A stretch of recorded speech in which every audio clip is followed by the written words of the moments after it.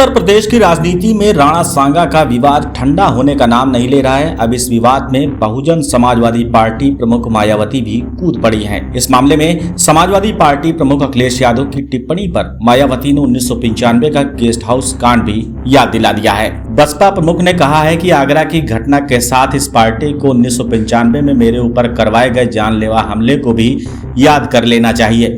अब सवाल यह है कि मायावती इस विवाद में क्यों कूदी और उनको इतने साल बाद एक बार फिर गेस्ट हाउस कांड की याद क्यों दिला रही हैं। मायावती ने कहा कि सपा को गेस्ट हाउस कांड याद करने के साथ ही उसका पछतावा भी करना चाहिए। उन्होंने कहा कि आगरा की घटना की आड़ में सपा अब अपनी राजनीतिक रोटियां सेकना बंद कर दे। आगरा में हुई घटना की तरह यहां दलितों का उत्पीड़न और ज्यादा न कराएं। दरअसल मायावती का ये बयान अखिलेश यादव के उस बयान के बाद आया जो उन्होंने अपने नेता रामजी लाल सुमन के आवास पर हुई तोड़फोड़ के बाद दिया था। अखिलेश ने कहा था कि सपा राणा सांगा की बहादुरी पर सवाल नहीं उठाती लेकिन हिंसा की निंदा करती है। साथ ही यह भी कहा था कि दलित होने के कारण सुमन के घर पर हमला हुआ। अब सवाल यह है कि एक बयान को लेकर भाजपा, सपा और अब बसपा इतनी उद्वेलित क्यों हैं। दरअसल ये पूरी लड़ाई दलित वोट बैंक की है। भाजपा, सपा और बसपा तीनों चाहते हैं कि किसी तरह दलित उनके पाले में आ जाएं।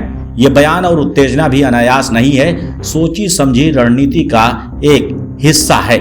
सपा की ओर से ये बयान ऐसे सांसद ने दिया जो खुद दलित है। जब करणी सेना और भाजपा कार्यकर्ताओं ने हमला किया तो अखिलेश यादव ने भी रणनीतिक तरीके से इसे दलितों पर हमला बता दिया।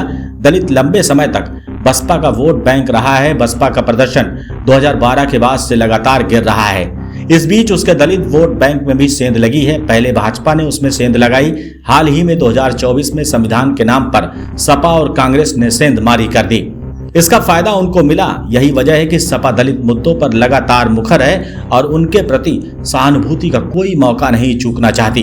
रामजी लाल सुमन का बयान, उसके बाद अखिलेश यादव का बयान उसी रणनीति का हिस्सा है। मायावती को यह भी बात समझ में आ रही है कि वो भी अपने छिटकते वोट बैंक को बचाने की कवायद में जुटी हैं। यही वजह है कि उन्होंने तुरंत सपा को जवाब देने के लिए बयान जारी कर दिया और सपा को गेस्ट हाउस कांड याद दिला दिया।